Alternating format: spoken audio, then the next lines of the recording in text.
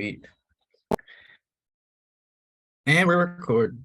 Happy Saturday, Mr. Vancouver. Happy Saturday. And Yeah, it's a little like used to, eh? I think that people will notice quickly that you are not, in fact, in your home toy store. Yeah, here, one sec.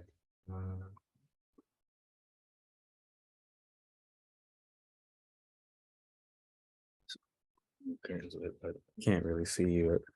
I'm in Vancouver right now. Oh, look at that. Are those mountains? Yeah, if my battery wasn't like on 0, I would unplug this. Actually, it's not 14. Let me try. But yeah, you can see like the mountains in the background. It's so cool. Look at that. Holy Moses, look at that. I have not seen Vancouver since 2019. I'm looking forward to being there this year. Same. That's the last time I went too. I Yeah, think it was 15. and I'm very much looking forward to it. Lana says hello. Hello, Lana. Nice to see you this evening. Hello. Yeah, I'm at my laptop in a hotel room. I feel so off right now. Well, you look My fantastic. headphones, I don't have my microphone. Thank you. When did you arrive in Vancouver? What's today? Thursday night. Thursday night? So we left Halifax Thursday morning. So what time was it? It was like Thursday, like yeah, it was like I think 11:30 our flight left, and then we went to Montreal, missed our connecting flight, so we Oh had to wait like no. 5 hours Oh no. for the next one. Yeah, at Montreal, and that wasn't too bad though, and we finally got on one, and then just There flew are straight to there are Vancouver after worse that. airports to be stuck in. Yeah, exactly. Yeah. Right. We got in, I think, like midnight or something. I don't know. It was Oh pretty late. goodness. And Yeah, but there's a youth traveling with us for this summit, and it was their first time flying. They're from Eskasoni. It was their first time flying, and they lost their luggage. The airline lost their oh, luggage. Yeah, it sucks. So they went to the mall today, but excellent. Save the receipts and send them all in. That's the trick. yeah, exactly, right? Yeah, Yeah. that's the trick. You know what, truth be told, if I've got, as long as I've got time to go get something new, I'm never like, you don't want to lose your luggage, but it happens. And if it happens, I just go get new stuff. And Yeah. it's often, and in that period of time last summer, fall, when everyone was losing their luggage all the time, it's why I now have 13 things of shampoo and stuff, because I just kept buying and sending the receipts to Air Canada. So That's funny. I yeah, know it's so bad, man, and they're still like just losing stuff left and right. It seems like it's crazy. yeah, still short-staffed like everywhere else.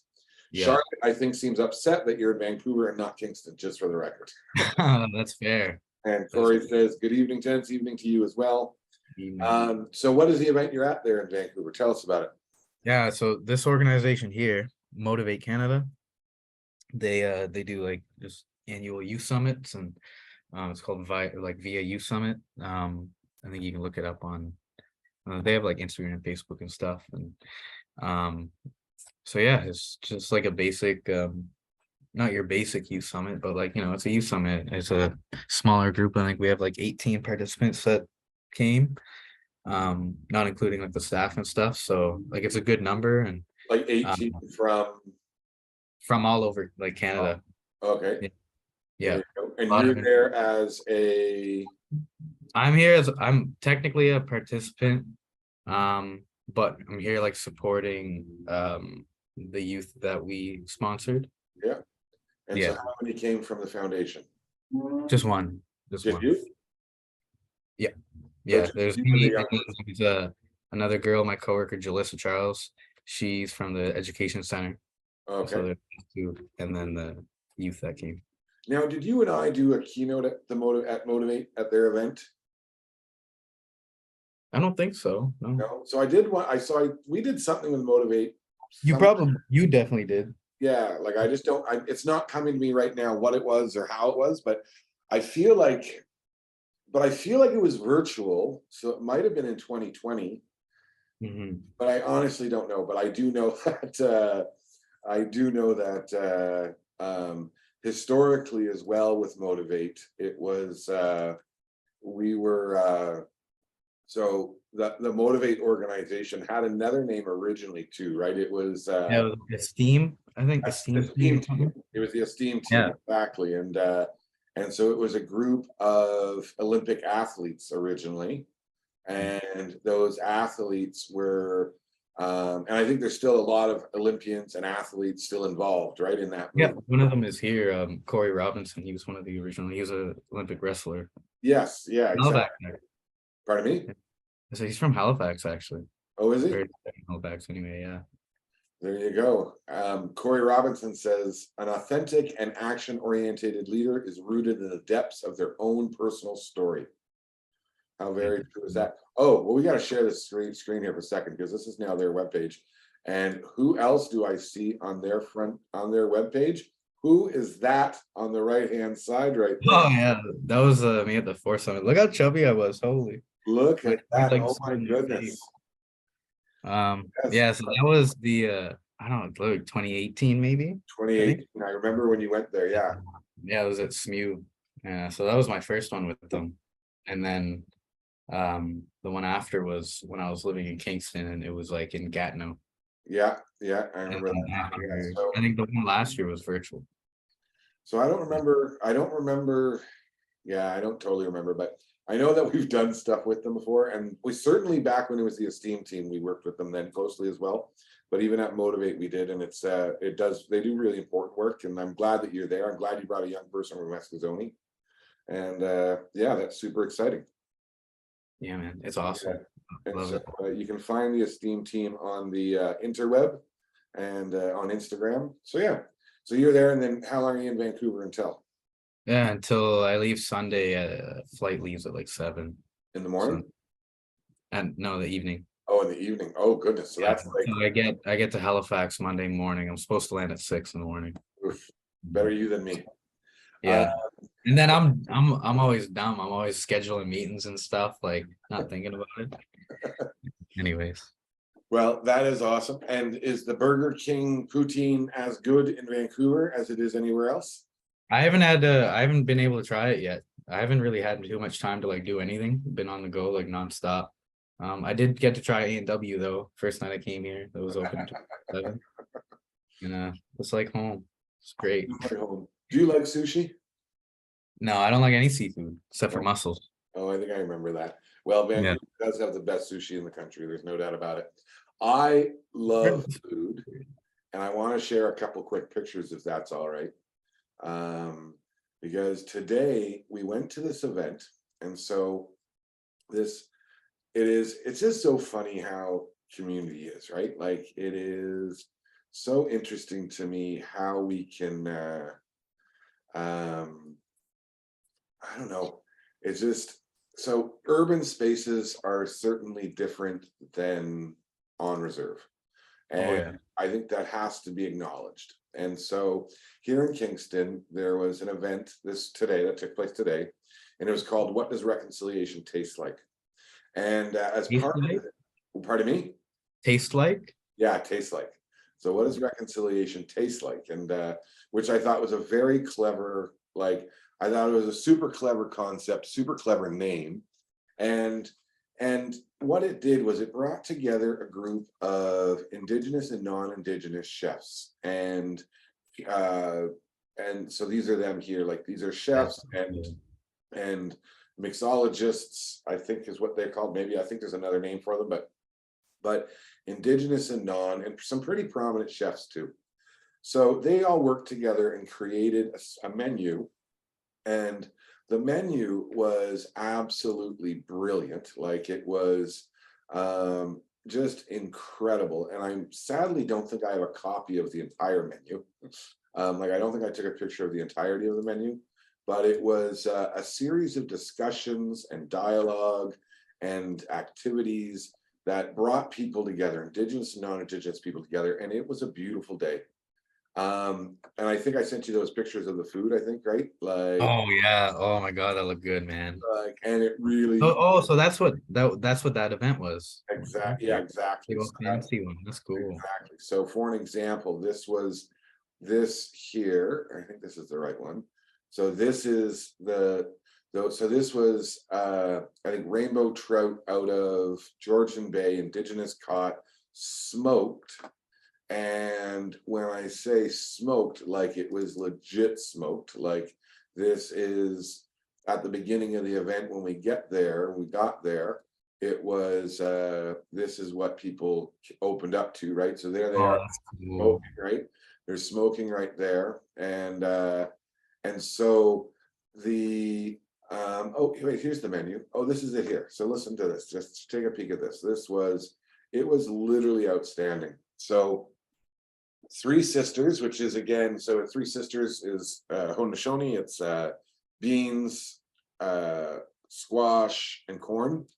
So rabbit stew, and they had these stunning and spectacular, like I kid you not, spectacular.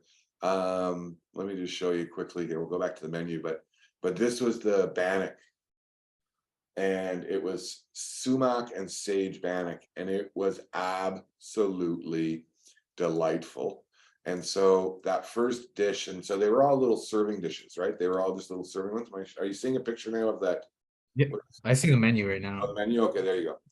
So I'm not seeing it on mine. So sorry, one sec. Um, there we go. Bison tartare, incredible, brilliant. Like, and again, things like sea truffles and juniper berries, and so all these indigenous pieces and components, like roasted squash puree with the fish, this wild rice quail pappardelle. So pappardelle is like a fancy kind of pasta. And I kid you not, it was absolutely out of this world. And let me just find it here. So this is the no, that's the trout again, the fish. Let me find it. Sorry. There's the rabbit. Oh, there we go. So this was, I had like the labor and love that went into this. So that's the pasta dish there, but it's pasta made of wild rice. So they took the wild rice, they ground it all up, right? They ground up the rice and then they turned it into pasta and with little quails on them. And oh, I kid you not, it was dish after dish was just spectacular. But That sounds lot of controversy, not a lot of controversy. There was some controversy at the front end of the week, though, the last couple of weeks, because the event originally had some alcohol pairings. mm, And so there were some pretty loud voices in the community who were demanding that change. And I can appreciate it. I can appreciate what they were sharing, right? It didn't bother me, like as an alcoholic and as a First Nations person who's lived with alcoholism and has been sober for 4,309 days, but who's counting? But at the end of the day, that there was this sort of voice saying we can't have alcohol, you shouldn't have alcohol, it's offensive, etc., etc. But the challenge that I had in that story was that I appreciated that people spoke out about it, and but it didn't start a conversation as much as an argument. And the challenge I had was that even when it wasn't intentional, the media, because they picked up on the story, right? Because what better than a battling group of indigenous folks on social media? So two local pseudo sort of newspapers published a story, and one of them said communities concerned, and another one was like indigenous leaders are saying. And the problem is that in urban spaces, that's not an accurate assessment. There is no community voice on it, right? There was no leaders that were saying it. There were individuals that were saying it. And not to say these people aren't leaders, but it's in the framing of it, it was like what it made it sound like was the community was in uproar, and the leadership of the community, which doesn't really exist in actual form, was calling for this change. And I kind of struggled with it, to be honest. And I struggled with the idea that like the louder voices were the ones that were getting traction, right? And because again, as I said, and at the end of the day, I think it is I'm super glad that it was happening. I'm super glad the conversation took place. In the end, they removed the alcohol. And the alcohol, I should point out, was a drink. I think it was one drink in the end. I assumed there'd be wine as well, but there was one drink. Mhm. And the challenge I had with the discussion, though, was that the conversation, like you and I have been to many events, Indigenous events, and there's often alcohol served, Yeah. or at spaces or places where the theme is reconciliation, whether it's at the theater or a performance. We went to in November, Star Walker, the celebration for Buffy St. Marie. There was alcohol there. Like there's alcohol in these public spaces regularly. Like this was no different, I didn't think. And lots of times in the spirit of reconciliation, there's also alcohol there. And so I think it's a fair conversation to have. But I also wasn't confident, though, that it was the community saying it. And I kind of struggled with it a bit, to be honest. I was a little bit like, and some of the other commentary was, again, the alcohol one I could really accept because it was a good conversation to have. Some of the other ones, they were like, there was no community engagement, nothing without us, about us, without us. Well, they were, as that picture showed, there was all those Indigenous chefs at the table. They were there, and there was folks that were from this area, right, from this territory. And so I'm good. Like, if there's 12 people at that table, I don't need to be consulted on anything else around it. Like, I don't need to have a say. And even if you ask my opinion, if you don't take it, I can't be upset about it because you asked, I shared it. Because consultation doesn't mean decision making, right? Yeah. So I don't know. Those are some of my. It was a weird week to watch, and at the end of the day, I'm really grateful that I went, and I had a fantastic time. Like it was beautiful. I watched, and I'll tell you, what does reconciliation taste like? It tastes like these three folks that were putting together. They were working on that trout together, the smoked trout dish. And I watched as they worked together and they collaborated. And as I listened to them on the panel, they talked about being new friends and learning from each other. And particularly the non-Indigenous chef learning about foraging. And that's what reconciliation tastes like. Relationships and paths forward. And so anyone who had a concern that that name was used, and whether, because someone else suggested, oh, you can't use it for marketing. Of course you can. It's how you get people into the room. And at the end of the day, I'm so grateful the organizers put it together. There was some talk about a consultant who was involved, not me, but my dear friend, Dr. Terry Brennan. And it was a little annoying, I thought, because I didn't feel like, I felt it was a reminder that sometimes in a local space, and I'm sure you experience this at home, when people are active, they become a piñata for others. What do you Like elaborate? they get hit with a stick repeatedly. Like, so Dr. Brennan, so an Indigenous woman with a PhD, worked all over the world, incredibly respected across this country, fundamental in the development of the relationships that exist now between the city of Kingston, like the corporation, and our community, our urban community, can be laid back to the work that she did when she was here, when working in the city space. And a real champion and quite brilliant. And I was annoyed when I was listening to people sort of chatter and say the consultant, like in a dirty way, right? Like, and if they didn't intend it that way, so be it. But they should know it came across that way, right? Like it was the consultant, but no, she's Dr. Brennan. She's an Indigenous woman. We lift her up, is what we do. We don't say she did this wrong or she did that wrong or she didn't, like, no, she did her job, which was provide advice and guidance. And the Indigenous chefs did their jobs and they provided advice and guidance. And they put together what turned out to be a beautiful, beautiful day today. So yeah, that was my day. Anyway, that's awesome. I'm Yeah. glad it worked out though. Like, I mean, it sounds like there was discourse and stuff, but it sounds like it didn't like actually like it sounds like the energy didn't like take over the event. At least I No, hope. gosh, no, not at all. The event was beautiful, but I really, and part of it is that I am glad that it did create the conversations. I had a couple of good conversations with folks about it, and just about general stuff. But yeah, and Randy says hello from Nipissing. Hello, Randy from Nipissing. He's visiting his sons up there. When And when they started arguing, like what kind of like what was the what was the demographics like? What was the crowd like?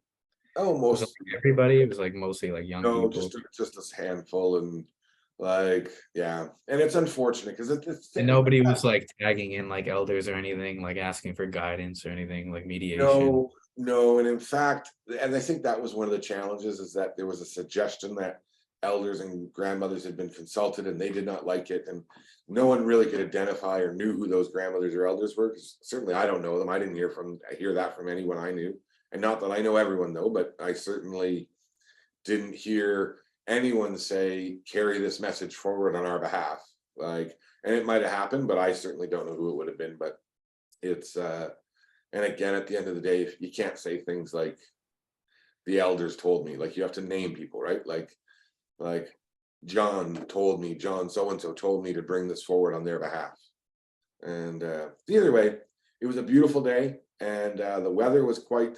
It was nice, except lots of it was outdoors, and I didn't bring a jacket because I thought it was an indoor thing, and I was wearing a sports coat. So It was good though. You it weren't was like, fantastic, and I think tonight's gonna be fantastic. We have an old friend of mine, Cheyanne Ratnam, is joining us, and should we welcome her in?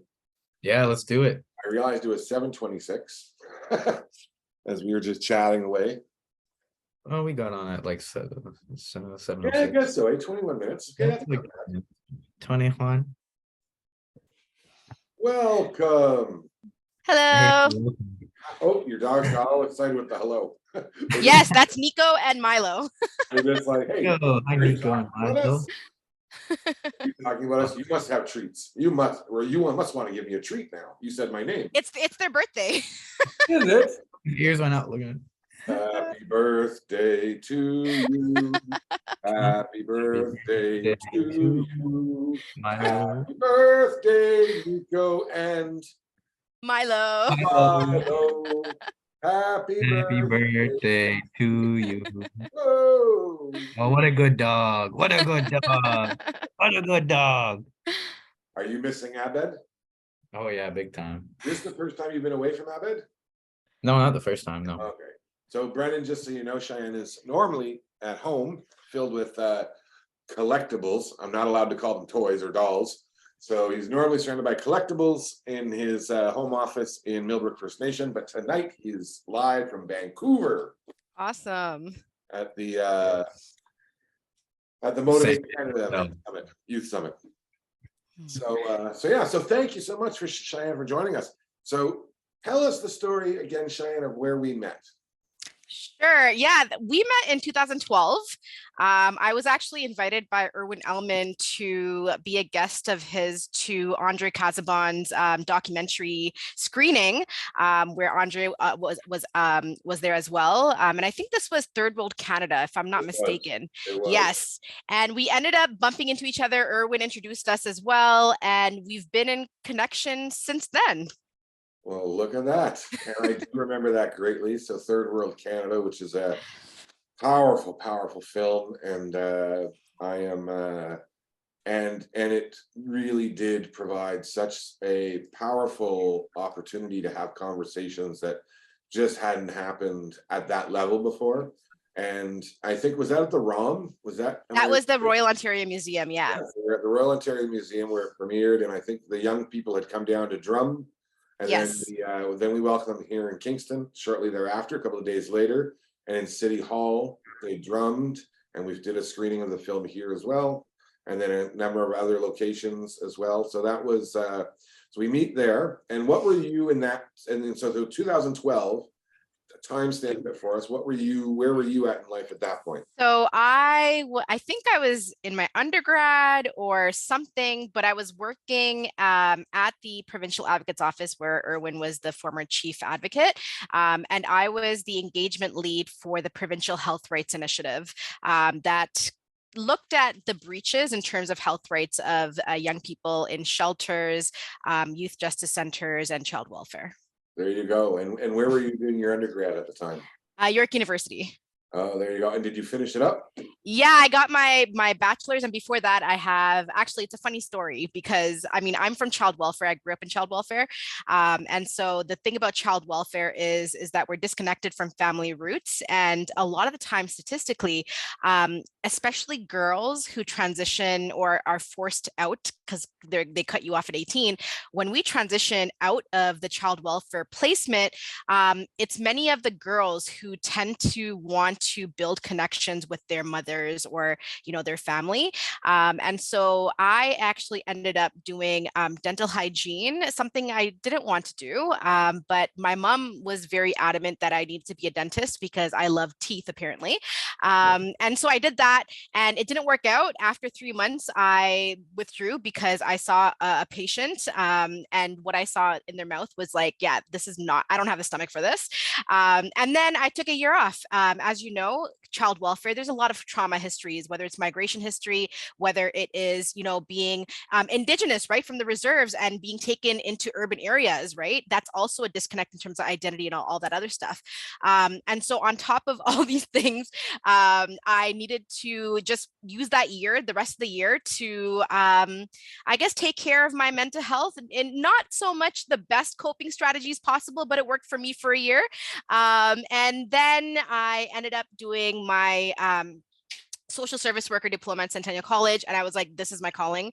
And then I transferred into York University to do my bachelor's, and then right after right after working at the Provincial Advocate's Office, I think I worked there for a year and a half maybe. I transitioned right into my master's program in social work as well. Good for you. That's amazing. Jeez. Well, Thank you. yeah. So first of all, we're going to lift you up like tenfold, right? So it is congratulations, number one, and Thank you. congratulations on even that year. Yeah. Because as long as those times, right, that we're not causing harm to ourselves or excessive harm, and certainly not causing harm to others, if those years happen in our lives, they happen in our lives, right? Yeah. If we're doing things that have to take care of ourselves, as long as we're doing it in a good way, there's absolutely nothing wrong with it. And I want to just tell you something interesting. So listening to that, I'm just reminded of the awesomeness that exists in foster homes and group homes and young offender centers, coast to coast to coast. Young people who end up in these spaces and places. Some of them need some supports, some of them need resources, some of them need consequences. Lots of them might need them, but are probably in the wrong spaces. Yet at the same time, there is a wealth of young people who have left care and who have progressed in a way that's allowed them to open doors for themselves, and then therefore opening doors for young people behind them. Definitely. And so I lift you up. That is an incredible series of achievements. Thank But you. you can't clean my teeth, am I right? You can't do that? I actually have my dental. No, I think I donated my dental kit to the foundation actually. For another student who might end up going into dental, because the actual kit is $15,000. So I definitely wanted it to be, go into use. Yeah, it's expensive. And just on your thought as well, Peter, in terms of like the different various placements and stuff like that, I think what's really important as well is that everybody has their own journeys, and we do the best with the resources that we have. And that year that I took off, it wasn't necessarily the most like the best like strategies I used for coping, because I was drinking, I was partying, but I needed that year to do that, to get everything out of me, because my childhood was stolen. Like a lot of us going into the child welfare system who are born into poverty and so on and so forth, we have been forced to become adults before we were adults. And so for me, when I started to face youth homelessness at 13, when I got arrested at 14, and went into the youth criminal justice system, and then child welfare after that, my entire childhood was stolen. I couldn't be a child. So that year was me kind of just reclaiming and regrouping myself with the people that I used to hang out with. And it really did me a number. It was great. It wasn't always like the positive everything at the end of the day. But that year gave me the motivation to be like, okay, I got that year out of the way. Now I can actually focus and do what I need to do. When I went straight into school, and the rest is history. So yeah. Well, and the lifting you up part is knowing that at the time when that year came to a close, whether by calendar or by happenstance or whatever it might be, is you were able to steer back into this path. Yeah. And now that path you're on, it's fair to call you a champion, an advocate, a change maker. Those are the words I would use to describe you very easily. And for someone who 11 years after meeting is still working in those same spaces, to be able to lift up other young people, to be able to create spaces for voices, for the voices that you probably didn't have at 15, and you are now creating like the three things. I don't know if you know this, but our business, but you matter, you're important, and you belong. And what you're doing matters so significantly because you're helping young people know that they matter. Yeah. I think that walking alongside journey is like one of the most important things that we could do. Is everybody from the child welfare system or the youth criminal justice system or youth homelessness meant to be in the space that we're in? No, not everybody is meant to be in this space. However, there are people who are meant to be here. And I think that's a gift that we shouldn't waste. And I know my spirit is always like up and down roller coaster-ish because it's not an easy space to be in. But I think it's just very important to honor the fact that you do have this gift and this space so that you can still walk alongside people who may not be in that space, but are doing their own things in their own way, according to their own goals and their journeys as well. Yeah. I also want to lift you up too. Like you just said, like it's hard being in that space. Like but the courage to not only like that year, right, to take it off, to come back, but to be where you're at now and still like championing, still giving back. Like, you're still staying in that space. Like you didn't run away. Like, like yeah, it's just so courageous. I really lift you up. Oh, thank you so much. Well, and it's what's really, really fun, I think, is that when like, because here's the thing, is that when we grew up in the system and connected into those systems, we all like what do I love, Brennan? I love TikToks. And so we're going to share a few TikToks later, but one of them does have that narrative of and although it's changing in lots of places, it's not changed everywhere, where a kid comes into care with a garbage bag and they leave care with a garbage bag. And the irony is that most have also a full matching set of luggage filled with baggage that they also bring with them. And one of the things is that when people transition out of care, the birthday boys are gone, by the way, they ditched you. They're actually behind me wrestling. So if I turn around, it's me being muted here so I could tell them to stop fighting. I just want to let you know they were gone. They were like, there's no cake, I'm out. We're done. So that baggage, right, gets continued to carried forward. And as you know, I've been involved with issues around youth and care for decades now. Yeah. And a group of us have grown up together, we're all now in our mid-late 40s, 50s. And since our late teens, we had been active in this world in some way or another. And our Delia Tassel, do you know Delia? Delia, sounds familiar. Yeah, from PEI.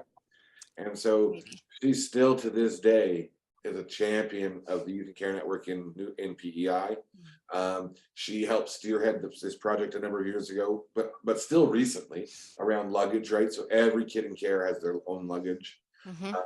But the reality is lots of kids are carrying their own hypothetical luggage. Or I don't know. Not hypothetical, what's the word? I would, it's funny because the framework that I use when I think about these things as well, like, for example, me, I don't use the word resiliency because that was created by a white person. And I don't need things created by white people to label me. I more so talk about being malleable. I'm not a big snapper, but I'm just going to snap now. Like, I think people are easy when I'm at a conference, people are snappy. I'm like this. Like, oh yeah, keep I going. think That's good. I think for me it's really about being malleable, and also acknowledging that like life is messy. You will have down days and up days no matter where you are in life, right? And so I feel like something that I constantly have been reminding people since I was like 13, 14, being in these systems is, sometimes our best does not look like other people's best, right? Sometimes I remember growing up in care, and I was undiagnosed neurodivergent, so I'm ADHD. I'm an ADHDer, many of us are. On that, in the neurodiversity kind of like world. And I just remember just feeling burnt out because I had to continuously mask in school and all this other stuff. I was an A student and all this other stuff, but I was so depressed. And I remember those days when I would have all these down days because I didn't understand like what was going on with me. And my best for that day is opening my eyes some days and not even brushing my teeth. My best that week is maybe opening my eyes, getting out of bed and brushing my teeth to get out of the house. Because I think in those days, if I remember correctly, we had to be out of the house by 9 a.m. or something. So, waking up, actually brushing my teeth to go to the library or something. Like, I think we have to like remember that. And I know both Peter and Brennan, you folks, probably also believe in this, is that our goals will look differently from everybody else's, and our best is whatever best looks like that day, that minute, that second. And whatever best you have that day does not mean that that is the norm for the rest of your life. It is like consent, right? Consent is an ongoing conversation. So therefore, the way that I used to explain it when I was doing the health rights initiative at the Provincial Advocates Office to young people, along with my team, is that yes, you might have a conversation where someone might find you incapable of understanding something, and therefore for that specific theme or topic you might need a substitute decision maker. Does that mean that the rest of your life and the rest of the things in your life you are not capable for or about? No. And so it's just very important that just because you are having a tough time in one area of your life doesn't mean that you are incapable your entire life or throughout the entire day. So that's just something, that I wanted to say. Yeah, props. Yeah. Now, I just want to say, I'll tell you my take on resiliency. I want, and the origin of the word, I can pick any word in place of it if you need to, but the concept of resiliency, I want young people, when I think about our young people, and particularly First Nations and Inuit Métis youth, and the relationships we have with them, I want them to be resilient by nature. Yes. Necessity. Not out of necessity. Yeah, necessity. Yes. That's resiliency matters. Like, because everyone needs to be able to be resilient. That snap back, right? Something happens, we can snap back and we can move forward. And so as a concept, I like it. I like the concept. But I need for young people to be resilient by nature, not necessity. And we are still raising generations of young people who need and must be resilient out of necessity. And that includes youth in care, and so many others. I mean, even if you look at people tend to think to think things in black and white, right? It's this or that. We're relational beings, right? And we also think, for example, a very brief example that I think everybody will understand is we think that social workers are like, they know everything when we think about it, right? But it's like, no, they don't. They have their own baggage, they have their own drama, and sometimes they bring that shit into work, right? And they impact people. And so I think it's very important to also acknowledge and validate the fact, like even for me, right, in my life, I am in chronic survival mode. I don't think I will ever thrive because that's just, I was born into survival. I come from a people who survived genocide. I come from people who are still colonized, actually, where we still face land grabs, where it's very similar to Indigenous folks in Canada. And that's why I ended up in Canada myself, as a refugee. And I think that sometimes we forget that just because we might be in advocate positions, just because we might be in leadership positions doesn't mean that we don't have shit going on. It doesn't mean that we are not, we're done healing. It means that I'm doing shit despite the chaos in my life. And I think that's very, I think I could say that for a lot of people who are in leadership positions from the systems or from populations who have been systemically violated, colonized, and so on and so forth as well. Can I offer something? So everything you said, I agree with, except for the you might not ever thrive part. Because here's the thing: is that I think I've got a few more trips around the sun, and you are right when you talk about that, because that's linked to the best in the moment, right? Concept as well. Yeah. And as Brennan can tell you, we started this show to talk about mental health and wellness, right? And was it January, February? I was feeling pretty gross. My spirit was a little bit beaten. My emotional health wasn't that great. My mental health wasn't that great. As someone who lives with diagnosed mental illnesses, I was seeing sort of this depression, the cloud coming, and I talked about it on the show. And the reality is that, so in that moment, it would be fair to say I wasn't thriving. I was surviving, because I go back to that place, right? As a human who lives with all of that baggage, a lot of it healed, a lot, like I've done a tremendous amount of work on healing, right? Like I've done a tremendous amount of work on repairing those harms and hurts. It doesn't mean though that we don't slip back sometimes. But that said, that's also the illness part. Yeah. That's not a me part. If my diabetes explodes one day, right?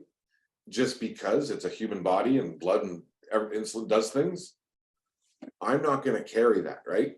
Right.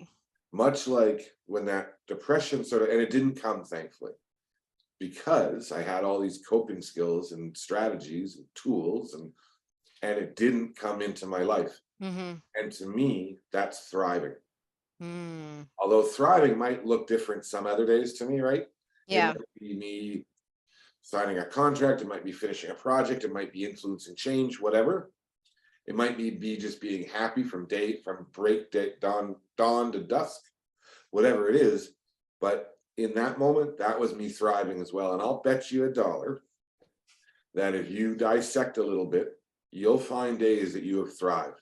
Oh, definitely, like moments of thriving, aspects of thriving. Yeah, but I bet you, and I just tell you, because you are bright, you are passionate, you're intelligent, and you're self-reflective. And those are the things that you're not in your 40s yet, are you? No.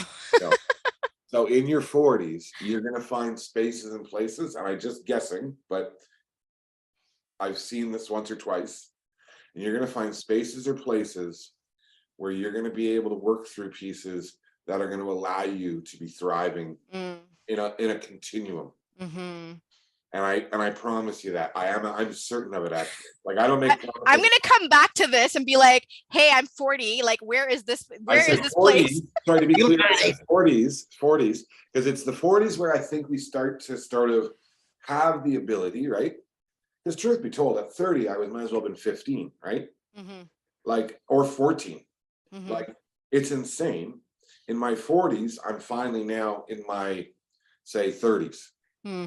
And so at the end of the day, I assure you, on the trajectory that you've demonstrated to date, that your path has thriving in it. And I only say that because I think it's important to be, if you don't, and you don't have to believe me, but maybe just put it out there as maybe.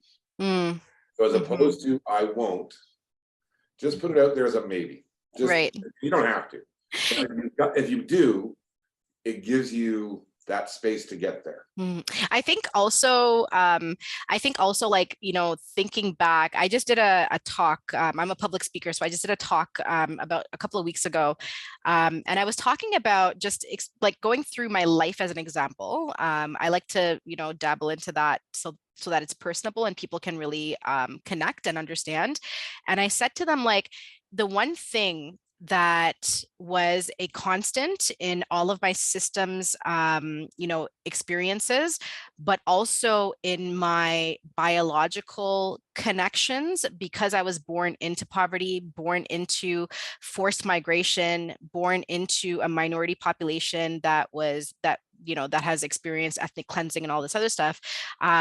One thing that was constant throughout my life is, although I had moments of happiness, it was chronic lack of joy. However, since I was a kid, on my own reckoning, one thing that definitely, and I always say, is a determinant in terms of let's call it a resiliency determinant, since we're talking about resiliency, even though I don't like that word, I'll use that in this call. Let's talk about it as a resiliency determinant, is my imagination. I let nobody take my imagination. My imagination kept me sane. To tap out of this world and to just imagine my own world kept me purposeful as well, right? Like, in terms of my own survival. That was me as a kid kicking into survival mode, but also kicking into trying to find joy in some way or another. And I think that a lot of us tend to lose imagination as we get older, because we become adults, and adults aren't supposed to be imaginative. They're not supposed to be creative. And it's like, F that shit. I think imagination is a huge, important factor in kids' lives, but also in adult lives. And I still tap out and daydream. Maybe it's my ADHD, I don't know, but I feel like those are some of the best moments that I have sometimes, you know. So imagination is a big deal. I love that. I can definitely relate to that. Like, I spent so much time in my head, like 24/7, ever since I was a kid. And yeah, like my imagination has been like my greatest tool for me for sure. 100%. When I'm driving, I don't know what half the buttons on my vehicle do. I'll tell you, when I'm driving alone, no joke, this button shoots missiles. This button shoots oil slicks out of the back. This button James connects Bond, me to okay. the headset with the, and I don't know if I'm James Bond or in the CIA, or I don't know what I am, but I'm something. And he gives me a stick and I can still have a gun, like, or insert whatever. So I want to ask you a question. I'm gonna dip off the video for a second, but you and Brennan will be here, but I'll be listening. But what I'd love to know from each of you is, because you talked about joy, right? Mm-hmm. And so can you share something that brings you joy, like like the imagination piece, yes, but something specific where you really genuinely feel joyful? And I'd like to hear from both of you, if you don't mind. Yeah, I Right. get right off the bat, just like seeing my family, like my loved ones, like experience like what I would think is joy, or like, like hearing my goddaughter like belly laugh, or like, like hearing my like family just like laugh at stupid jokes, or like, like stuff like that, those small little, just like, I love seeing my like my loved ones like laugh and just like experience good medicine. It's the best. It makes me feel so good. I love that. I love that. And I think for me, it's very medicine oriented. I think for me, because I through my own decision and my own choice, because of trauma from my community, not necessarily everybody in my community, but like people from my community, like my family and so on and so forth. I stopped speaking my language when I was 13, and I lost my language, and I lost my culture because I grew up in these systems. And so for me, joy was relearning my language. Joy was starting to, in my own safe way, dabble in my culture. And I did that through food, learning how to cook on my own, how to do like chicken curry and all these like yummy Tamil food. And part of my joy is being in the kitchen. It's so therapeutic. And I love feeding people I love. I find joy when I see people eat my food, because I invested my time and I invested like everything into, it's like you're putting your being into the food that other people are eating. And I feel like food is such a medicinal thing. One of the things that makes me remind me of my mom, when we had better days. When we were little, in the Tamil community, what they would do, we eat with our hands, because we're connected to earth, we're connected to everything, right? We don't necessarily eat with like utensils and whatever, because you're disconnecting yourself from from things. And one of my favorite things, even though my mom and I never got along, even though there was a lot of like abuse in the home and whatever, one of my favorite memories is when my mom would make rice and curries, mix it all together, and then she would take some into her hands, make it into a ball, and then she'd give it to me and I'd eat it. Or she would like feed me with her hands. And so when I first started to dabble into like, learning how to make Tamil food, that was the first thought that I had. Cause like, I don't have a good relationship with my mom, or I didn't have a good relationship with my mom. And it was something that I loved, like just to eat with her hand, and touch her hand and know that her energy went into that food before it came into me. And I feel like I'm passing my good energy to people when I make food with love as well. 100%. I am, that is exactly, I'm looking forward to tomorrow where I cook dinner for my family on Sunday night, right? I look forward to plotting and planning and thinking about how I can do it, what I'm going to do to it. And I love to cook, like, and many people who watch, and many people who are watching now have been here for dinners at this house before, and they are big, and like, it's not unusual to have 30 people here for dinner. And pre-COVID more so, but It's a beautiful thing, like, oh, just the atmosphere, the energy, like you said, like it's just all good medicine. Yeah, and tons of food. I love that process of cooking, and because it's about a gift, right? It's Yes. that gift. Like, there's a lot of things I can't do, and people will point out to me all the time I can't do it. Like, Right. I'm not very handy. I'm not very like fixity. I'm not, and people seem to think that they need to remind me.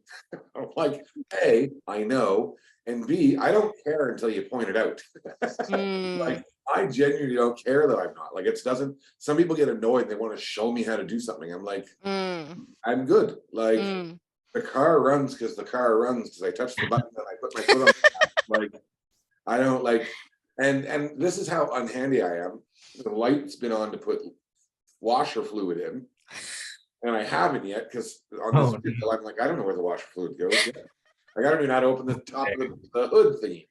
Like, so I've got it, I just haven't done it, and I'm okay with that. Like, I'm 100% okay with that, and it doesn't make me less of a human. There are people who are paid to do that anyways. Oh, there's that too, right?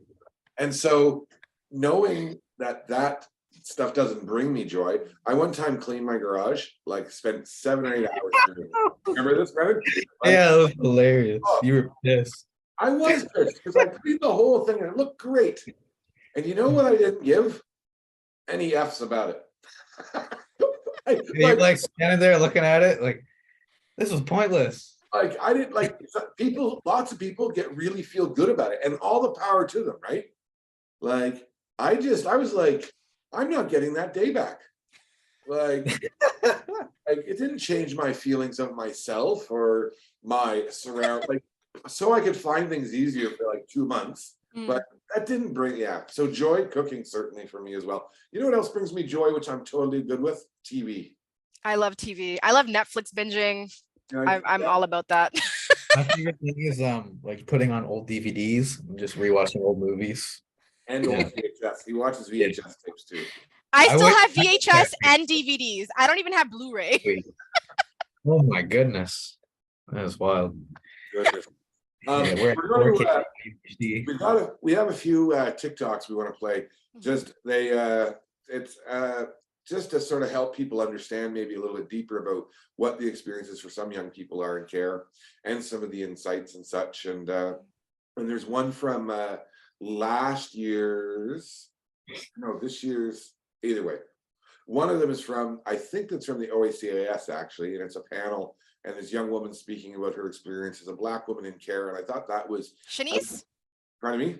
Was it Shanice? Don't know the answer to that, but you'll find out. But I was really taken by her courage and such.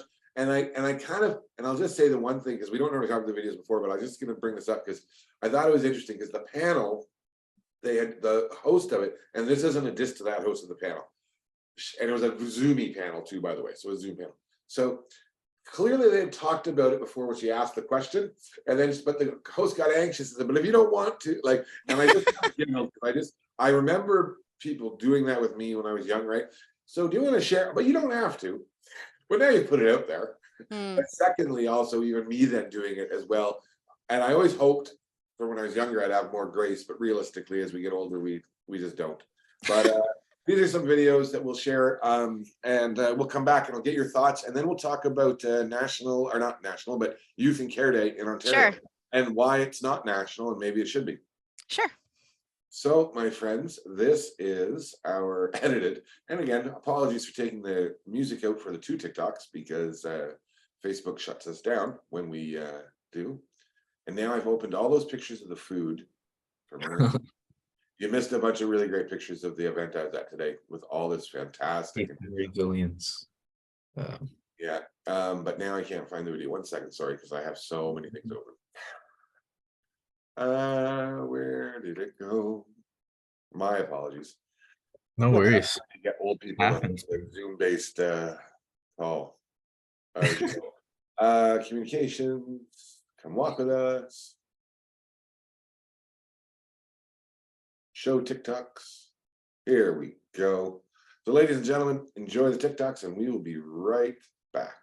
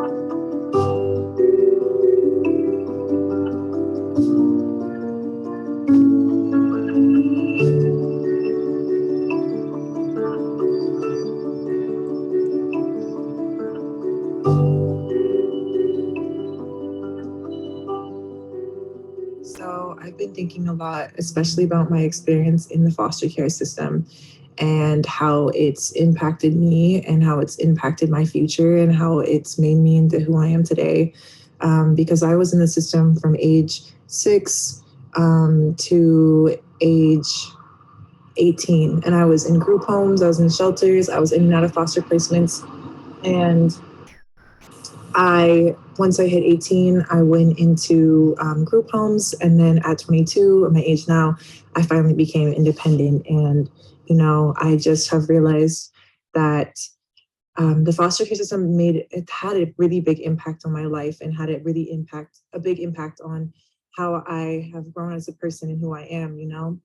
And it's honestly hard, and I'll say this because I want to be transparent, but it's hard to really think about me being 22 and independent, and really not having the support system or the resources that regular people usually have, and to grow into, I have to make my own resources from scratch. I have to find my own community from scratch, and I feel for all of these foster youth that age out of the system or that have come in and out of the system, because when you're out of the system, it's who do you become and who are you?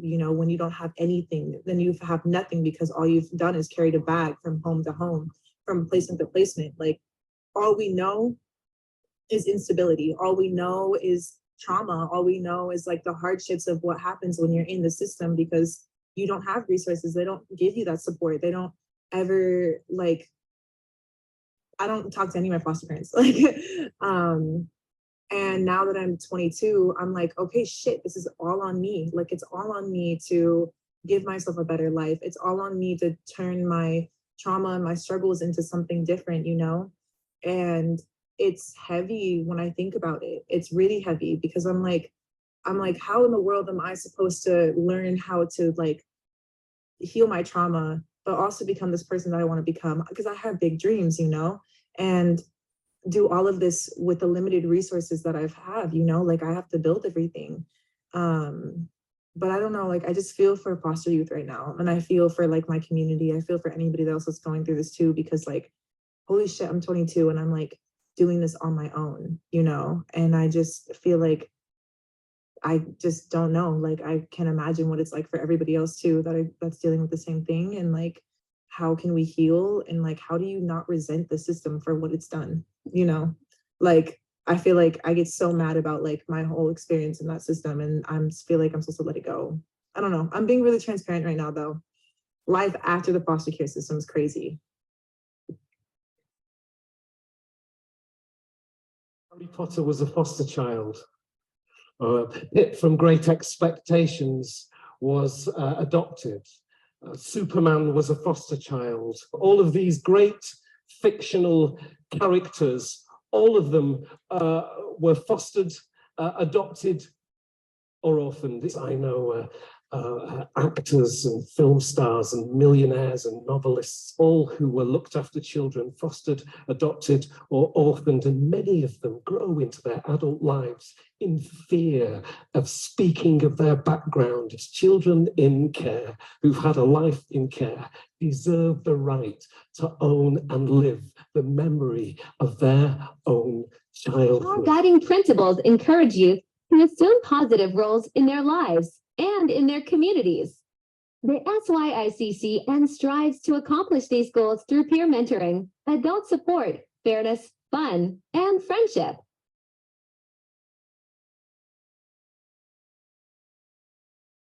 So let's start by asking, can you speak a little bit more about the experience of being a young Black person in the child welfare system, especially when you were living with a family that didn't reflect, your community and culture? What did that feel like? You said it was sort of lonely and isolating. Do you want to? Yeah, I would say it was very, very lonely and isolating. More so because, you're not surrounded by people who look like you or know how to deal with issues such as hair and skin, and, the food that we eat and the music that we listen to. So just not being surrounded by that was, very hard. And then I found that I'm not old, but I found when I was living, in Guelph, Ontario back then, I think my siblings and I were the only Black people out of like 600 people in an elementary school. So it was very, very complicated. Like there was times where, my foster mom would take me to a hairdresser in Guelph and she would ask them to braid my hair, and obviously they didn't know how to do it. It was just like a whole mess. Like now that I'm thinking about it as like an adult, and just not being able to, have people around me who know, how to braid hair and who know about afros and who know about, the music that we listen to and the things that we watch. It just was very, very difficult.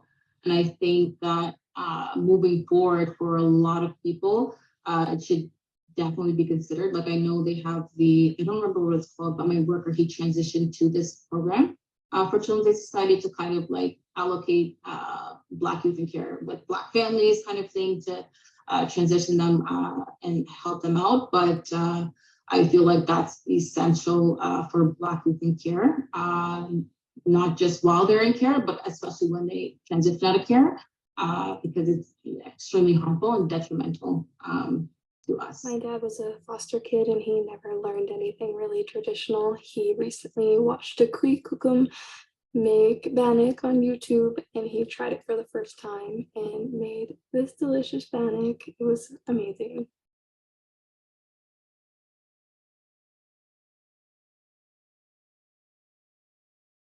Welcome back. Welcome back. I should point out, I did not fact check whether those people were really in care or not, but I did see several of them on multiple videos. So, but if they weren't in care, no apologies, because there'd be no shame if you were.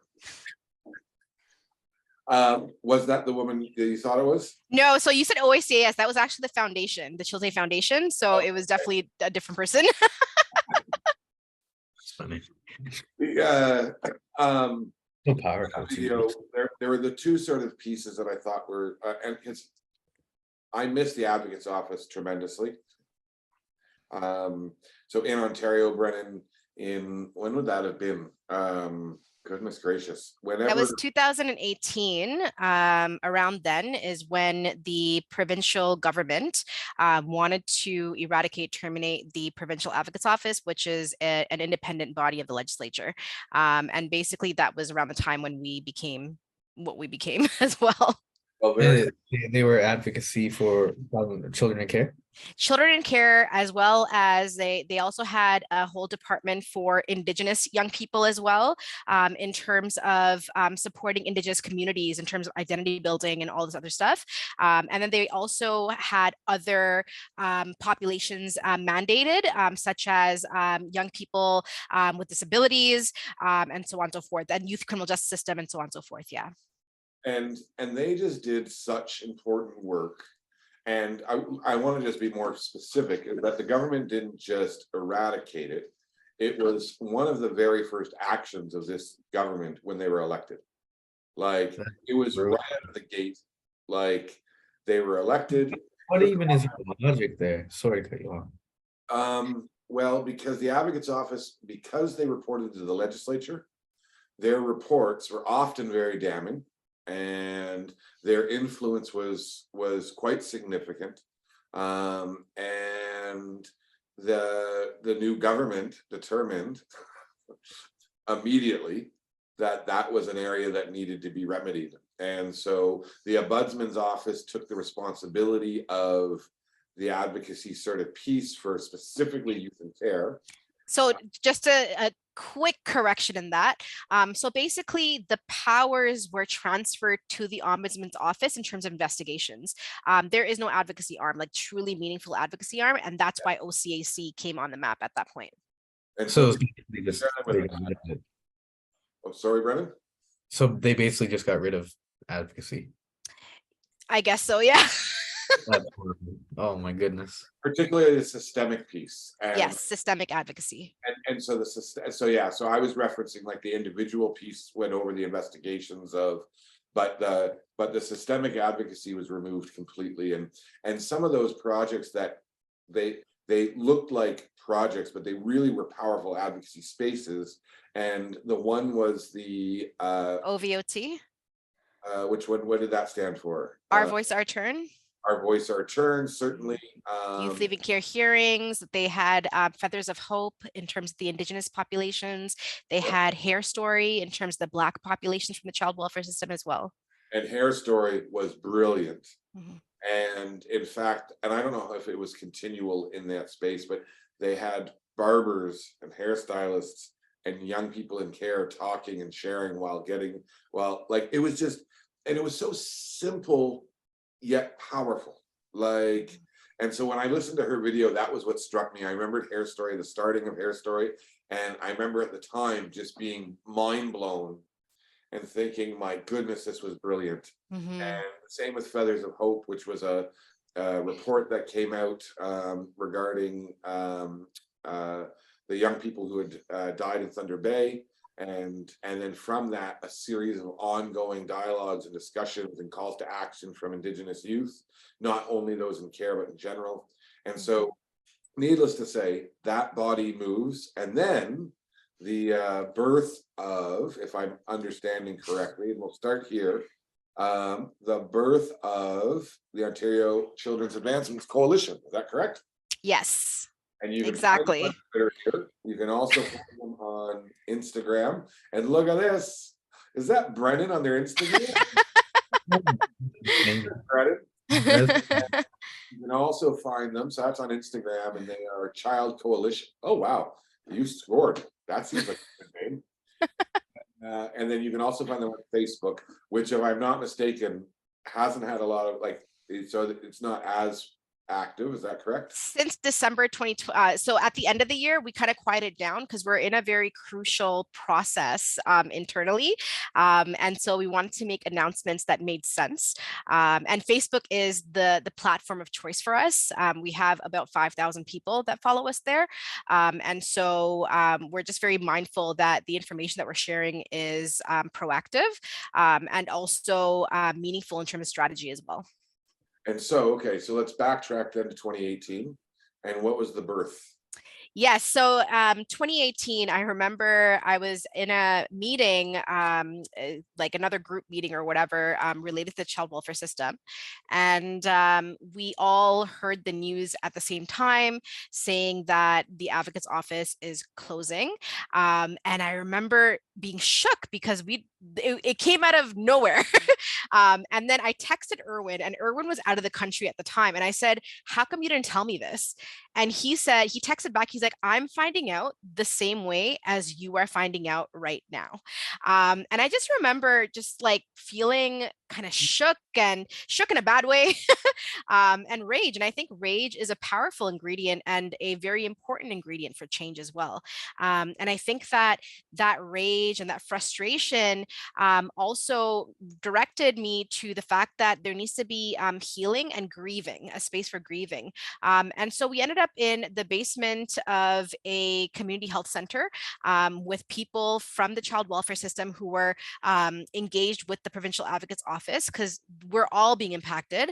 And we just created a space to grieve. And then I said, well, what are we going to do about this? Yeah, we're grieving, but are we capable? Do we have the capacity here to want to do something about this?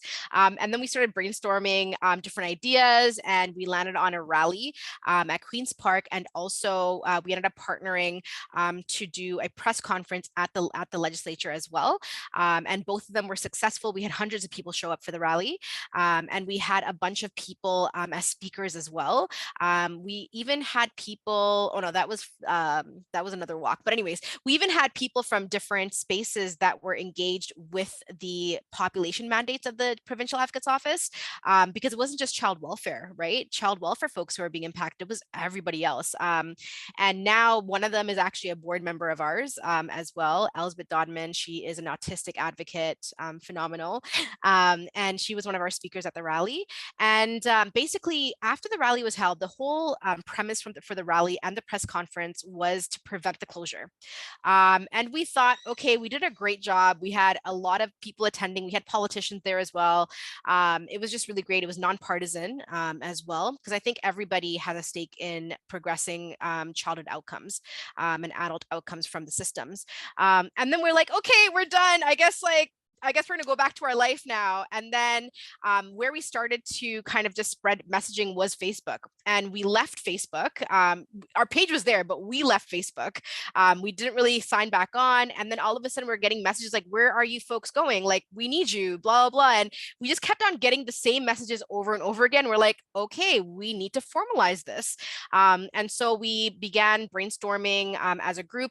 And naturally, when we have a large group of people come together, it does scope down naturally, organically. And we ended up with our core team members in like the first phase. And in that phase, we started to think about names, and we ended up with the Ontario Children's Advocacy Coalition. That was our very first name.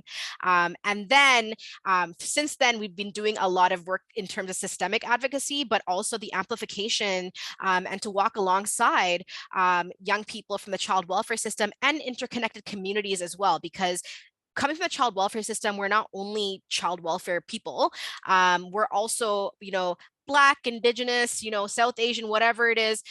We also have folks with disabilities. We have so many other identities interconnected to our child welfare identity as well. And so it's just important to amplify those voices. And then 2 years later, we ended up, becoming incorporated federally. So OCAC is a federal incorporated organization, nonprofit. And then we changed our name at that point to the Ontario Children's Advancement Coalition. And that's how we became like an official nonprofit. And we've been doing a lot of great things, I would say. And especially when the pandemic hit, everybody else's voices were being amplified except for children and young people in care and like new immigrants and, young people who are new immigrants and so on and so forth. And so, we ended up doing town halls to amplify what everybody was going through, but also recommendations and so on and so forth. Cindy Blackstock ended up paying to create an infographic with all the information that came out of the the town halls as well, which was amazing for us. And then from there, we ended up writing a letter that was privately sent to the government in terms of deputy ministers, etc.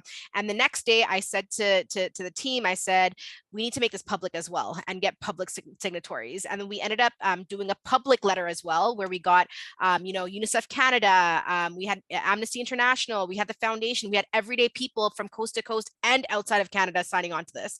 And that landed us at the table with the provincial government.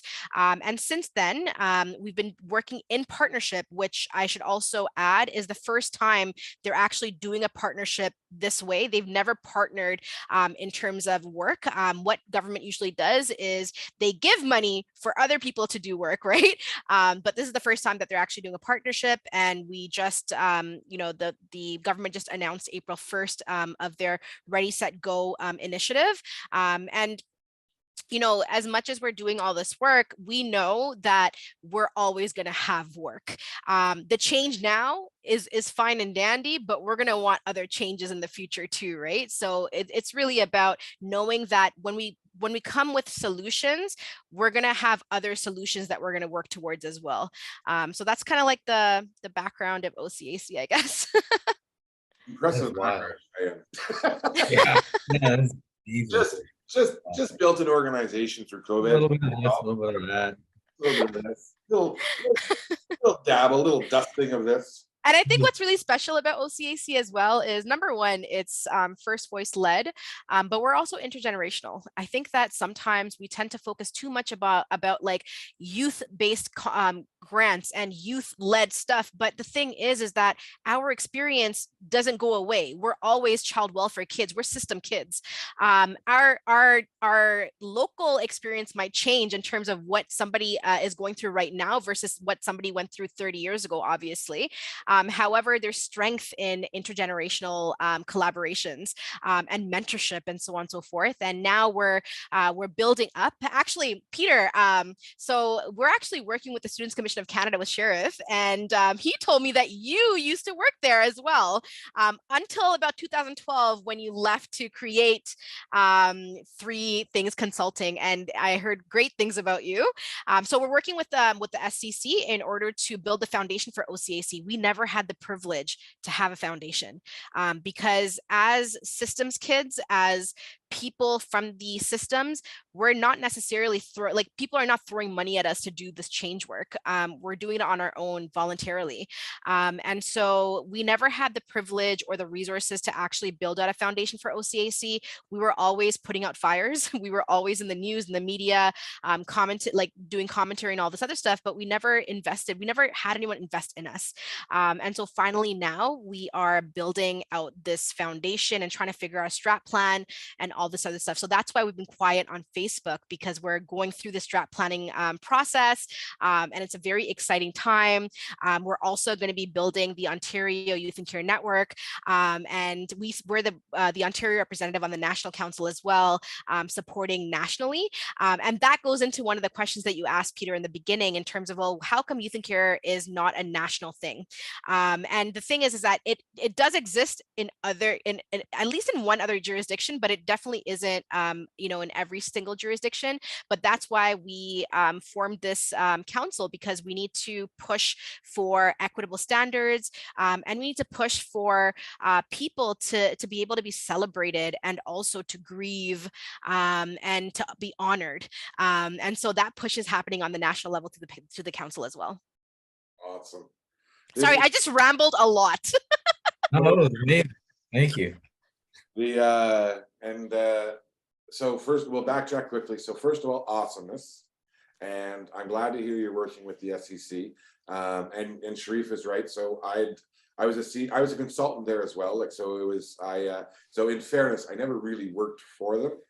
Our company worked for them for 15 years, and was a senior consultant with them for a long time, and was just 2 weeks ago was there with them as listening to the young people share their calls to action and recommendations at the national gathering of the Canada We Want event. And so it's a long history. So it goes back to the 90s. So I've been involved with that since the 90s. And You're giving away your age, Peter. well, this brings us kind of the second question is that you said specifically 30 years ago, and I was like, is that a dig at me? Is she calling me old? No. And then I know I just joking. So here is it's very exciting. I get stoked by strategic plans. But I'll be frank, I get stoked by good strategic plans. Yes. And so we just reviewed and edited one. I can't speak to like I can't share the client, but it was quite a significant sense of bravery that they had asked us to provide commentary on theirs, on where their board had gotten to. And I'll be curious to see the senior leadership who had engaged one of their board and the senior leader of this organization had reached out each individually to say, would you do this? So I said, sure, yeah, we will. And it's hard because it's hard work because people put a lot of sweat equity into it and emotional equity into it. Mm-hmm. But the difficulty is always ensuring that, and this is the advice, and we've done 50 plus strat processes with folks, and to be truthful, not my favorite thing to do, but I get stoked by it at the same time.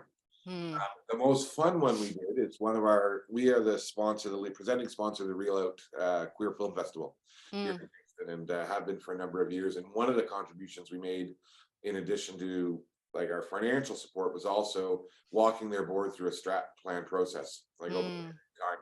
And what was really cool is the strategic plan for the Real Out Film Festival we did in film.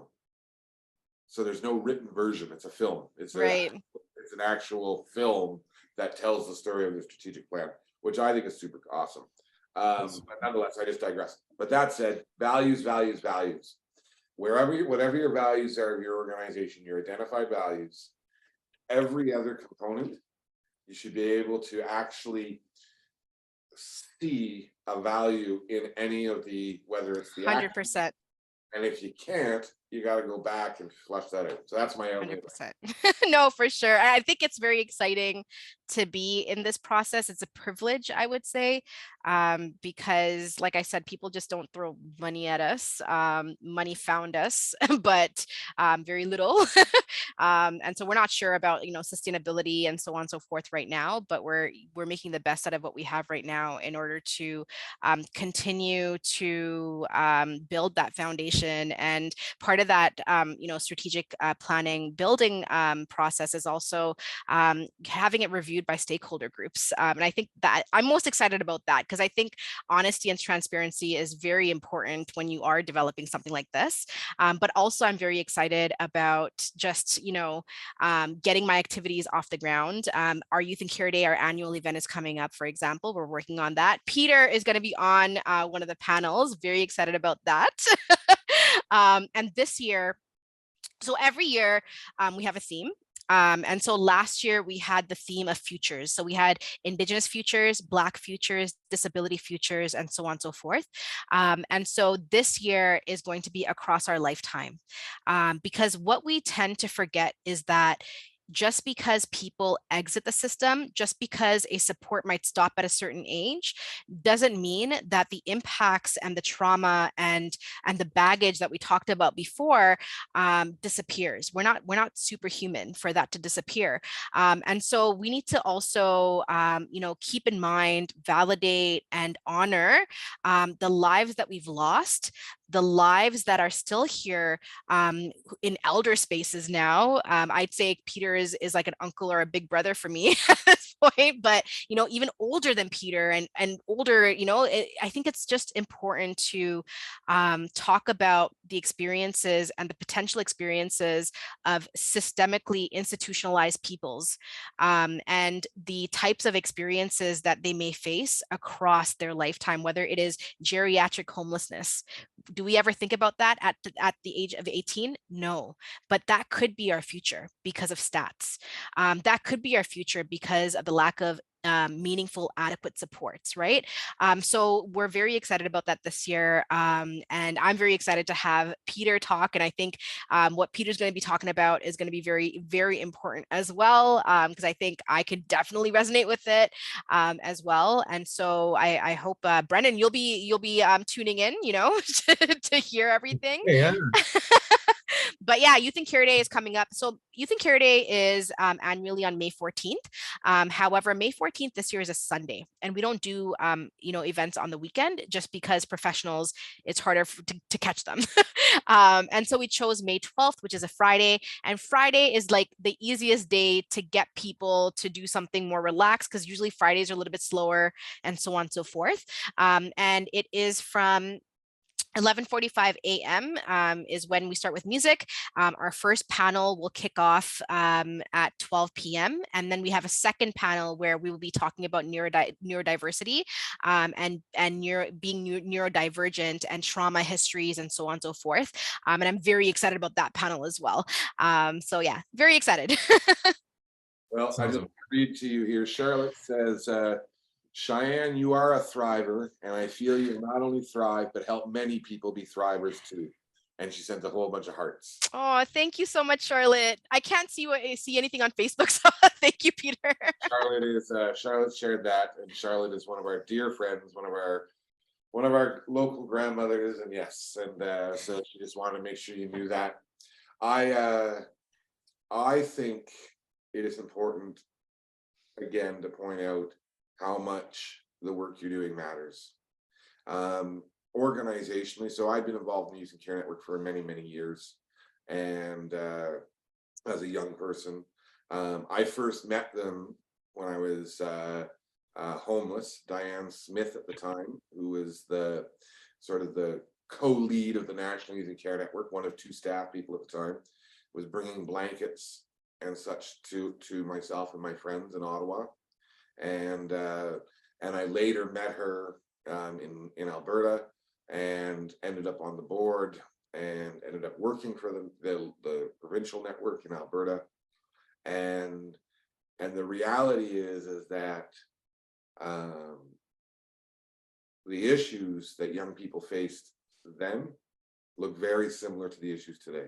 Yes. And it's not a lot different than when we go back and look back at reports from Indigenous youth from the 90s and 2000s. They're often the same messages as today. Yeah.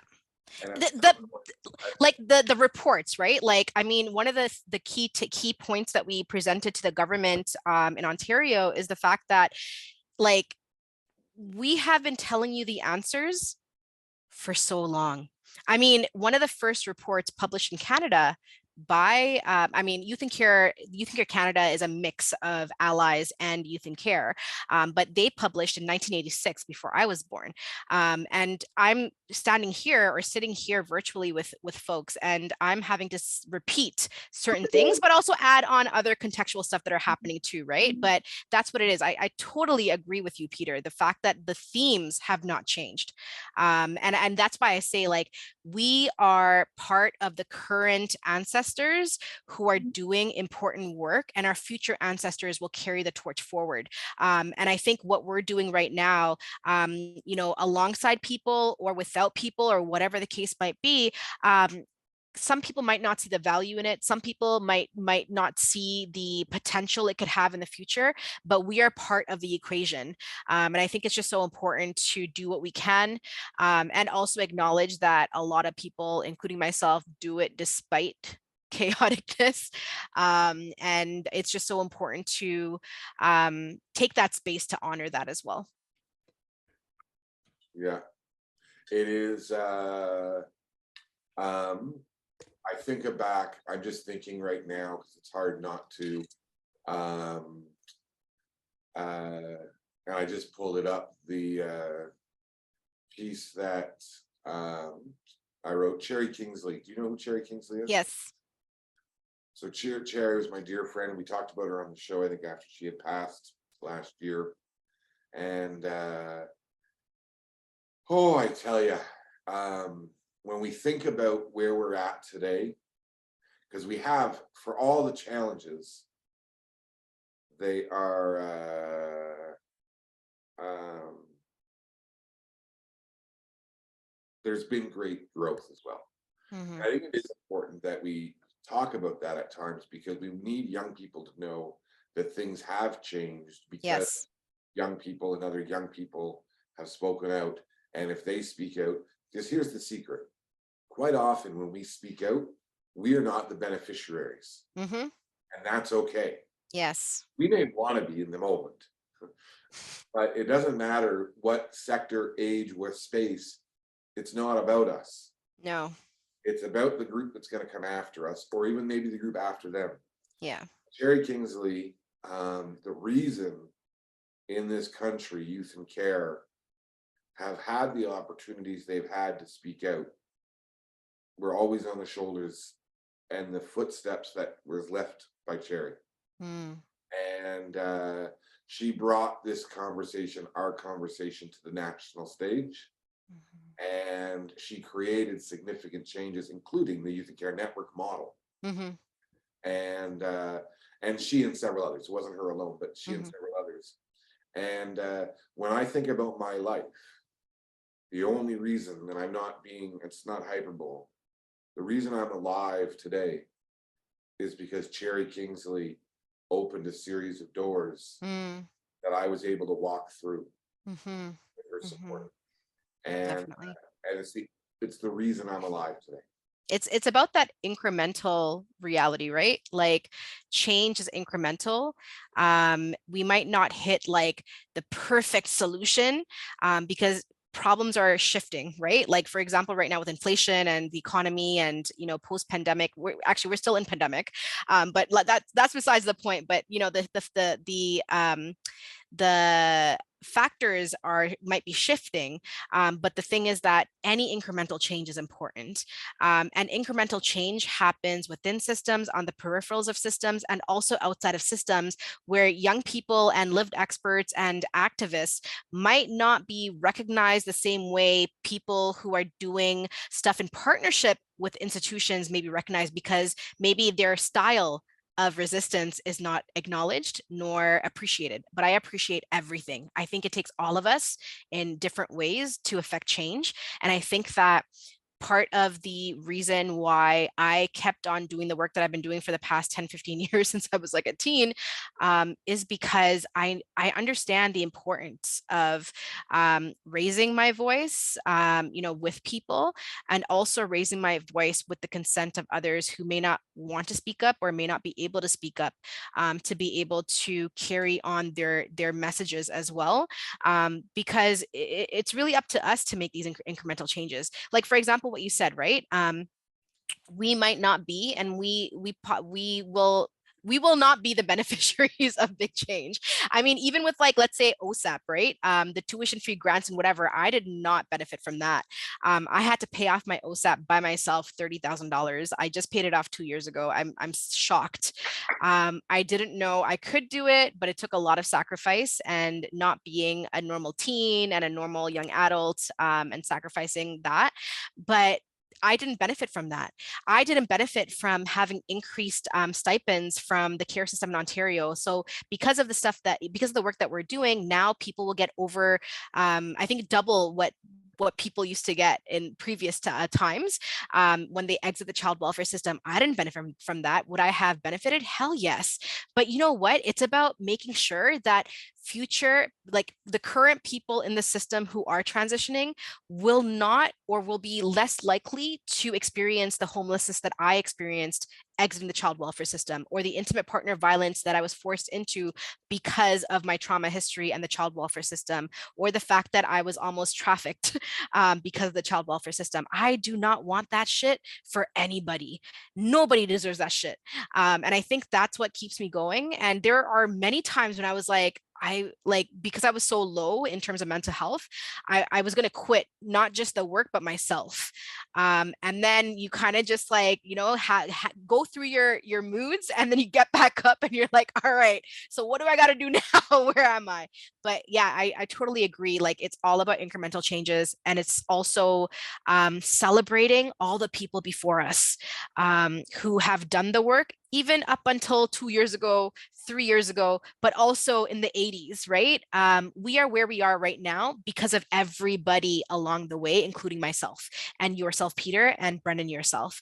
And in the future, I like to say that I want to be my ancestors' wildest dreams because they fought for me to exist, because I'm not supposed to be here. And I feel like my wildest dreams is for our future kin ancestors from these systems to be able to have better outcomes, to do whatever they want to do. If you want to work at Price Shoppers for the rest of your life, you do that. If you want to be a doctor, you do that. Whatever it is, do something, but be happy. Find joy, consistent joy. But that's the goal. So yeah. Well, that is an excellent goal, and you are, just so you know, I hope you know this, that your ancestors are not just smiling, but are grateful for what you're doing for the 2 generations, 3 generations later. And Thank they you. are smiling. And there's absolutely no uncertainty in my mind about that. Thank you. That their sacrifice, that their fight has led for you to have fight. And you have fought. And you're I mean, we're from warrior people, so I have no choice but to be a warrior. I was just gonna say you're a scrapper, that's certain, I can tell. And so I'm just gonna close it on my end with, I hope you also have moments of beautiful peace, because scrapping takes a lot out of us. Yeah. And scrapping, a lot of it is like, scrapping is our go-to so often. You say up, I say down. I might not know whether I believe in up or down either way, but said it and I'm going to push back, right? Because that's what fighters do. We fight. And peace comes from this space where that joy, it's why I asked about joy, right? And joy doesn't have to be continual, because actually it can be. When I'm joyous continually, it's a bad news for Pytor, right? I've long said I'm good at 6 out of 10. 6 out of 10 is in my younger life, people lifted me up a lot, and to places and spaces that I didn't belong probably. And the problem was that they would keep walking and then I would fall back down. And so I would go from 8, 9, 10. And this is an era which doesn't exist as much anymore, thankfully, but as young people, we would be on a stage in front of the UN, right? And it would be mind-blowing and unmanageable for my abilities at that age, right? And I thought that made me someone, when in fact it didn't. And nor should it. It was a significant moment, but it wasn't who I was. And the crash, right? Because they keep walking and then I would crash. I don't ever need to be 9 or 10 out of 9 or 10, and God forbid 10 out of 10. I don't need to be 4 or 5, because that's like kind of hard to live. 6, 7, magic. And so I always wish people to be 6, 7s. And so I hope that as a fighter, you take those moments where you do remember that your ancestors are smiling, where you cuddle those little chihuahua dogs, right? Where you find those moments of peace more often than you don't. Because the fight is tiresome. 100%. 100%. And it's addictive. Yes. Because it allows us, our brain, and as Indigenous folks, right, who've had to fight for everything. But here's the secret. Since contact, there's been lots of destruction. I don't want to take away from that. So don't take that away from this message. But the reality is that our peoples have been here for thousands of years before that. Yes. And although there were battles and skirmishes and territorial stuff and this and that, I won't pretend that there wasn't. But the fight, we've spent more of our time driven and anchored by values of love and respect and listening and compassion, kindness, than we've spent in the fight mode. I believe strongly that our peoples are going to get to a place where we aren't naturally in a fight mode. Yes. Where Brennan and his friends in this next month or two don't have to scrap over eels. Seriously, right? Like and even if they have to, it won't encompass their whole being.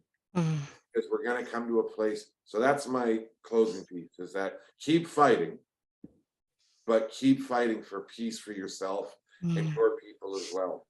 And I think also, Peter, on that point that you were just saying, I think along my healing journey, I've found the joy and the importance, but also the grief in a good way, that comes with solitude.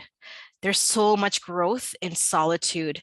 And I think I'm very privileged and so thankful to also have community.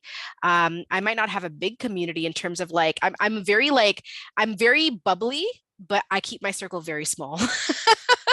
And the people in my circle, like, they definitely lift me up when I need to be lifted up. And I just wish, like, this is my wish for people, right?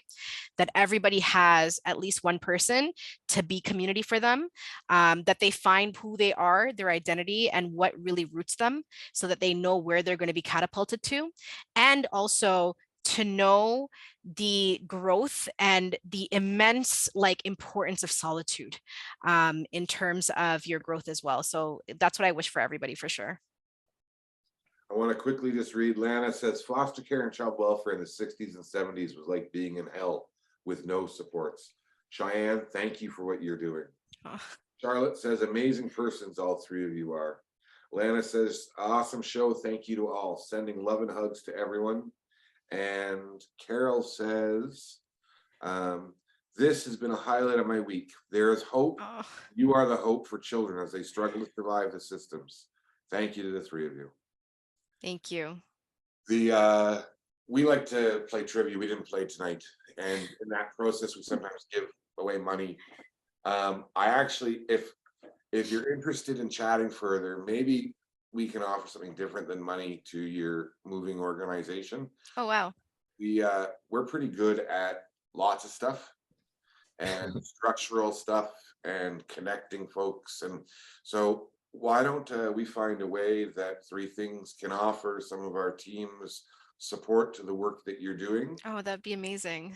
There's an area that you need, whether it's fund development, whether it's proposal writing, whether it's visioning, whatever it might be. Why don't we chat further, and we would happily commit like 15 days or 18 days over the course of the year. That's amazing. Wow. Thank you.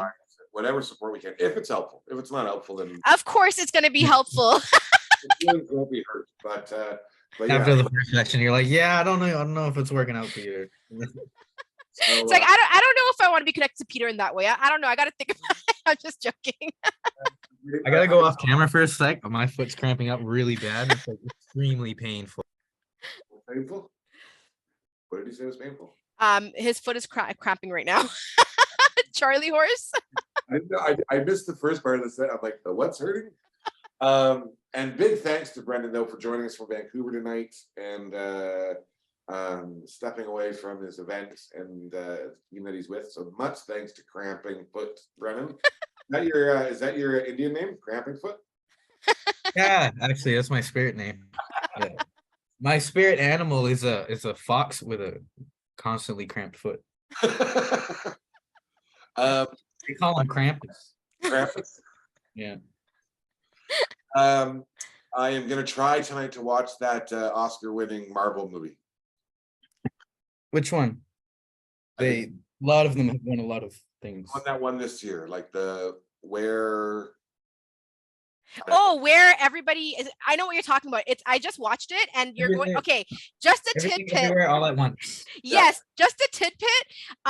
If you're from the systems, if you're from child welfare, if you have like parent-child relationship conflict, there's going to be a plot in the movie closer to the end where it's almost like seeing yourself in those characters. Like, I was watching, I was like, oh my God, this is my mom and I.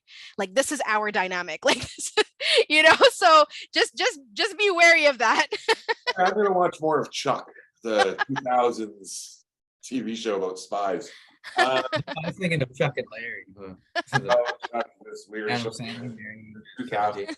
Quite good. Thank Actually, you so much for having me, by the way. Like, I'm really humbled that you even asked me. I think it's just so important. And honestly, like the fact that we're all native in one way or another from where I come from your folks, where we are right now in Canada. I think that's a beautiful thing. And just a tidbit as well, I think one of the things I talk about is like the way Indigenous and ancient languages. So Tamil has been in existence for over 3,000 years, and it's still very prominent, thanks to the fight, I guess, of our ancestors and our current ancestors. But from Tamil to Anishinaabe to Cree to Cherokee, there's a commonality, and it really shows the world views that we come from. So in our languages, and correct me if I'm wrong, but in most of Indigenous and ancient languages, at least in Tamil, and I know Cherokee and I know Cree for sure, we don't actually have the word goodbye. We don't say goodbye. What we say is poit devango, so go and come back. And then also sandipom. Sandipom means we're going to see you again in the future. So it's that connection. And that goes to show the type of people that we are. And I think it just empowers the work that we do too, because of the worldviews that we come from as well. exactly. I'm a P, which is see you soon, see you again. And the And multi is see you later. There we go. See, there's actually, no goodbye. actually, see you later, alligator. About translation, is it not? See you later, alligator. Yeah, the Nova Scotia crocodilia. Well, my friends, this has been a fantastic way to spend a Saturday night. As always, I feel my spirit is lifted, and Brennan, as you know, you're one of my favorite humans, and I am grateful you're here tonight with us in your hotel room. You would have missed this in the front end if you can't see his bed right now. But Brennan's one of those people who makes his own bed in the hotel room. And I love that. My mom used to get mad at me when we'd be at hotels and we'd have to like clean up before we left the room. In case the cleaning lady I, came. on the other hand, am not. Because God forbid the cleaning lady knows I didn't make my bed today. Oh my God. You know, talking about beds, that doesn't even know me. Probably doesn't even know what I look like. the bed thing is a progression itself, right? It's a progression of itself too, because if we think about it, I remember when I exited the child welfare system, I didn't even have a bed. Like there was no foundation. It was like a sheet, just a sheet, not even a blanket on the floor. And I did that for a couple of years until I could afford to get a bed. Actually, it was a futon first and then a bed. And it was only maybe like 3 years ago that I got a proper mattress for my bed and started making my bed.